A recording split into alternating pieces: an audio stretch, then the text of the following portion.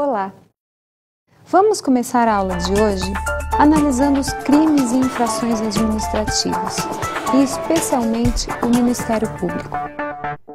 O Ministério Público tem função essencial no Estado Democrático de Direito, uma vez que desempenha a função de custos legis, o fiscal da lei.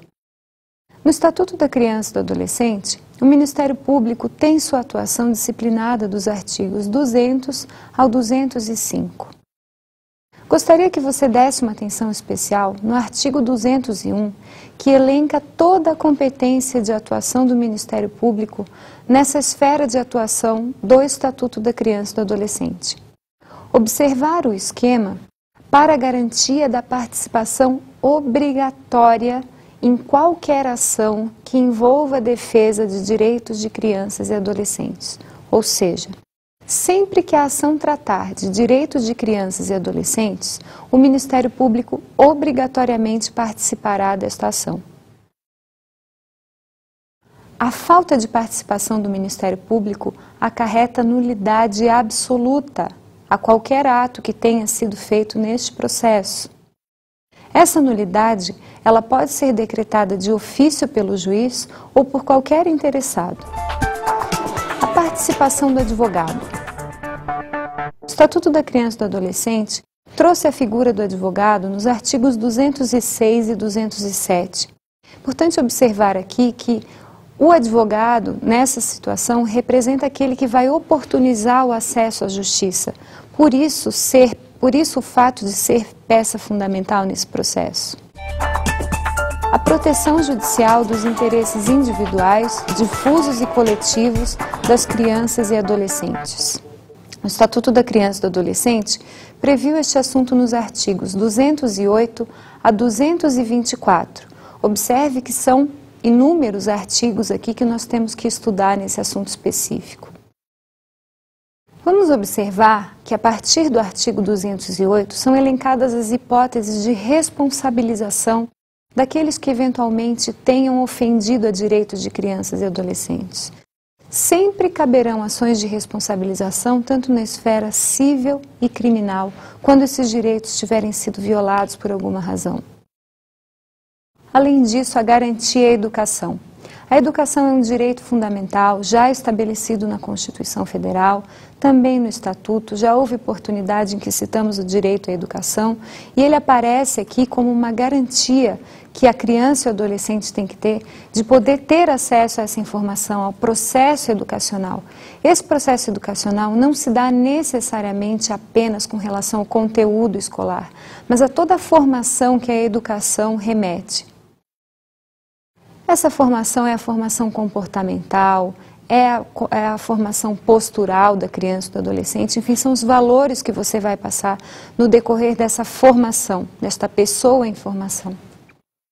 Além disso, a assistência social. Bem sabemos que o Estado se colocou aqui numa posição de proteção. Ao passo que a família tem o dever de assistir, de sustentar, de guardar, de formar essa criança e adolescente, o Estado sempre se coloca numa posição de suporte. E, novamente, a proteção ao direito à convivência familiar, que é um direito fundamental, também já estudado. Crimes e infrações administrativas. Os crimes. Este assunto foi tratado no Estatuto especificamente nos artigos 225 a 224b.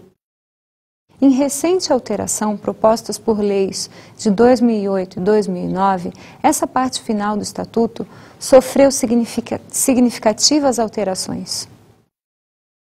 Vejamos o que diz o artigo 225. Este capítulo dispõe sobre os crimes praticados contra a criança e o adolescente por ação ou omissão, sem prejuízo do disposto na legislação penal. Aqui a preocupação do legislador foi estabelecer alguns crimes que, embora já tenham sido previstos no Código Penal, pode ser que assumam alguma particularidade especial quando se fala de crianças e adolescentes envolvidos. Claro que todo o ordenamento jurídico conversa, quer dizer, O ordenamento do Estatuto da Criança e do Adolescente deve dialogar com o Código Penal, que necessariamente dialogam com a Constituição Federal. Não são ordenamentos estanques, em que pese a doutrina mais positivista ainda ter alguma restrição em relação a esse posicionamento interpretativo desse direito que se conversa com as outras áreas do direito. Para análise dos crimes em espécie, nós vamos elencar alguns desses crimes previstos no Estatuto, levando em consideração aqui a inovação da previsão legislativa e a importância que esse crime tem dentro do nosso contexto social e jurídico. Os artigos 228 e 229, por exemplo, propõem uma atenção especial à saúde da gestante.